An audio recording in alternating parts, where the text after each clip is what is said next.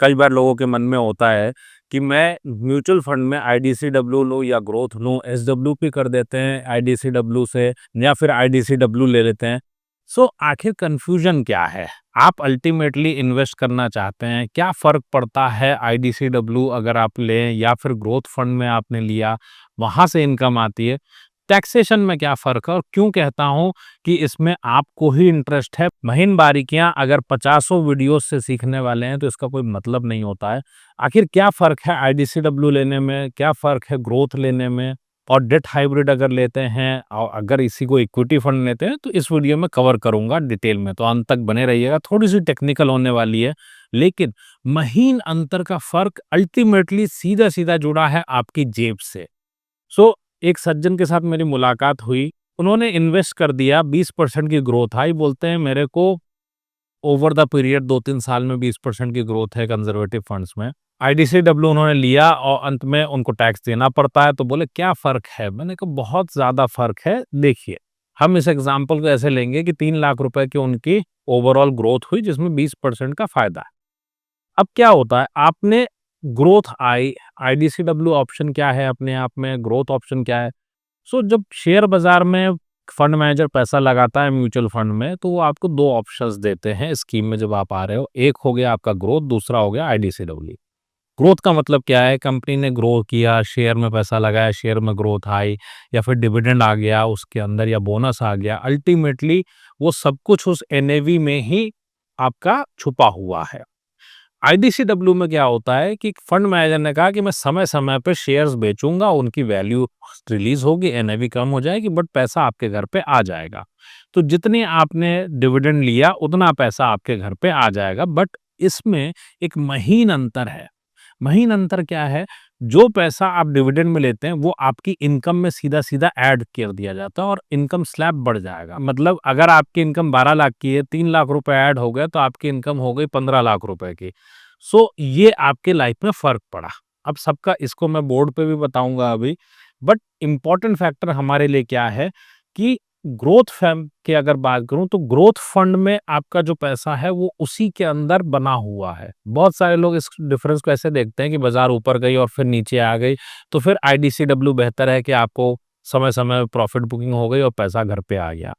लेकिन अगर आप इसको ऐसे देखिए कि बहुत लंबे समय में पैसा है, आपको ज़रूरत नहीं थी, तो आपके घर में पैसा आया, आपने किया क्या उसका?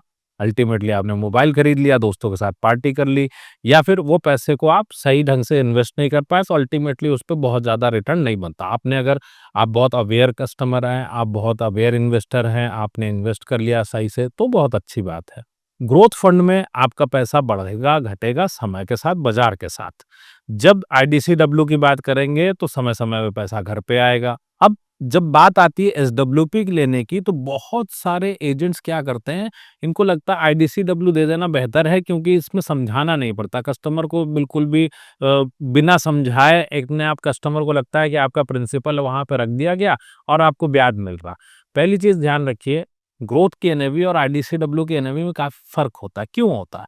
आईडीसीडब्ल्यू में और ग्रोथ में बेसिकली एनएवी का डिफरेंस समझें। अब 10 रुपए की एनएवी है, शुरुआत हुई, एनएवी आईडीसीडब्ल्यू की भी 10 रुपए की है। अब अगर 1 रुपए का डिविडेंड दिया तो आईडीसीडब्ल्यू की एनएवी घट करके 9 रुपए हो जाएगी, 1 रुपए आपके घर पहुँच गए। तो इस बात को पहले ध्यान में रखिएगा कि आईडीसीडब्ल्यू में जो पैसा आपके घर आया वो एनएवी से ही निकल के आया। कोई ऐसा कॉन्सेप्ट नहीं होता कि ब्याज आपको मिल गया और प्रिंसिपल वहीं पे बना रहेगा। बाकी 9 रुपए जो है वो बाज़ार के साथ ऊपर-नीचे होते रहेंगे। अब इसका फ़र्क आपके जीवन में क्या है? जब आप एसडब्ल्यूपी ले रहे हैं, तो ग्रोथ ऑप्शन से लेते हैं तो उसका जो कैटेगरी होता है वो कैपिटल गेन में आता है। इनकम टैक्स में एक हेड आपका हो गया इनकम फ्रॉम अदर सोर्सेस जिसमें कि ब्याज की इनकम आ जाती है। एक हेड हो गया आपका कैपिटल गेन वाला, जहाँ पे आपका मूलधन जो वापस हुआ वो पैसा आपकी इनकम में नहीं जुड़ेगा। लेकिन अगर आईडीसीडब्ल्यू है तो वो डिविडेंड की इनकम में है, वो पैसा पूरा मूलधन छोड़ दीजिए, पूरा पैसा आपकी इनकम में जुड़ेगा। तो इस बारीक अंतर से आपके टैक्सेशन पे बहुत बड़ा फ़र्क आ जाएगा। हमने 3 लाख रुपए का एग्ज़ाम्पल लिया। क्या फर्क आएगा? अगर आपने इक्विटी का टैक्सेशन वाला फंड लिया, सेम काम कर रहा है, 3 लाख रुपए घर पे आ रहे हैं, लेकिन एक तरह के फंड में आपको टैक्स देना पड़ेगा 60,000, दूसरे में आपको देना पड़ेगा लगभग 12,000, तीसरे में आपको टैक्स देना पड़ेगा 0।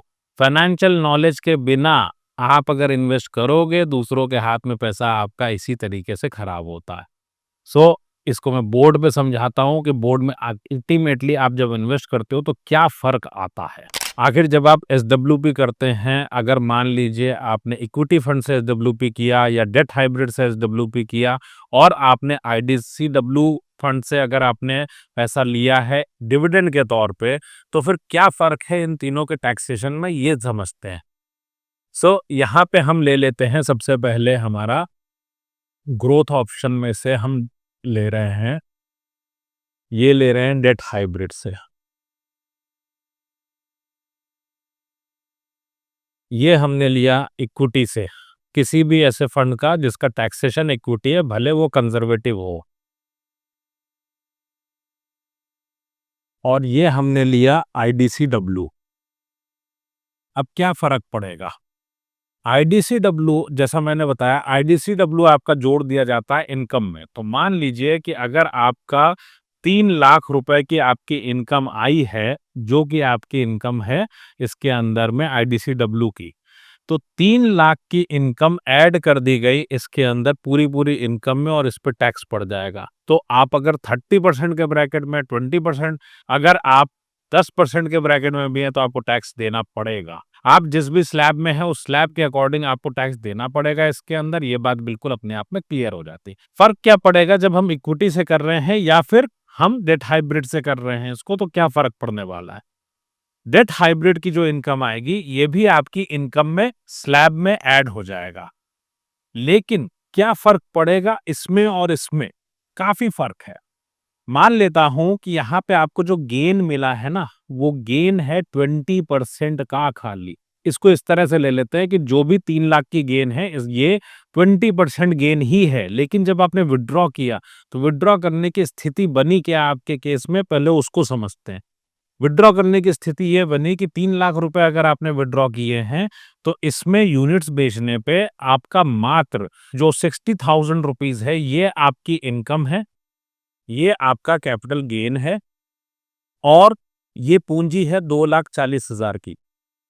तो 2,40,000 तो आपका घर का पैसा था, लेकिन 60,000 रुपए आपको गेन आया, तो आपकी इनकम में जुड़ेगा ये 60,000 रुपए, 2,40,000 जुड़ेगा ही नहीं। तो आप जो टैक्स पे करेंगे वो 60 पे करेंगे। आईडीसीडब्ल्यू में आप टैक्स पे करेंगे पूरे 3 लाख के ऊपर। और यही अगर इक्विटी का है तो क्या होने वाला है? इक्विटी में भी स्थिति ये आई, हमने रिटर्न सब में सेम माना है। अब ये 60,000 रुपए आपका अगर लॉन्ग टर्म कैपिटल गेन है तो 1,25,00,000 रुपए का आपका ये टैक्स फ्री हो जाता है हर साल। और अगर इसके ऊपर का पैसा है तो आपको 12.5% का खाली टैक्स पे करने की जरूरत है। तो अगर हम मान लें कि आप 20% के ब्रैकेट में हैं, तो 20% पे अगर मैं जाऊं, यहाँ पे जा रहा है आपका पैसा 12,000 रुपए, और टैक्स के तौर पे यहाँ पे आपका पैसा जा रहा है 3 लाख पे 20% 60,000 रुपीज। तो जितने भी लोग कहते हैं कि आईडीसीडब्ल्यू ले लो बेटर है, इसका मतलब उनके एडवाइजर ने या तो पढ़ाई नहीं की, एडवाइजर है ही नहीं उनके जीवन में, सिर्फ सेल्समैन के साथ काम कर रहे हैं। ये बात एकदम क्लियर कर लीजिए अपने आप में। पढ़ाई किए बिना money management is not possible, क्योंकि आपके जीवन में सिर्फ और सिर्फ सेलर्स बैठे हैं, एडवाइजर्स नहीं होता। और आपका पैसा है, किसको फर्क पड़ता है? बेचने वाले को फर्क पड़ता है क्या कि आपने 12,000 देना है या 60,000 रुपए टैक्स में देना है? इसका फर्क तो सिर्फ आपको पड़ता है। तो अपना नुकसान क्यों करवाते हो? मनी मैनेजमेंट करना है, पूरी जिंदगी आपको करना पड़ेगा। प्लान योर वर्ल्ड पे सीखते रहो, अपना पैसा मैनेज करते रहो अपने आप, वरना पूरी जिंदगी किसी ना किसी इस तरीके के फालतू के इन्वेस्टमेंट से नुकसान ही होगा। planyourworld.com वेबसाइट से लिंक ले सकते हैं या फिर डिस्क्रिप्शन में है। और वीडियो पसंद आए तो लाइक कर दीजिएगा, चैनल को सब्सक्राइब कर दीजिएगा।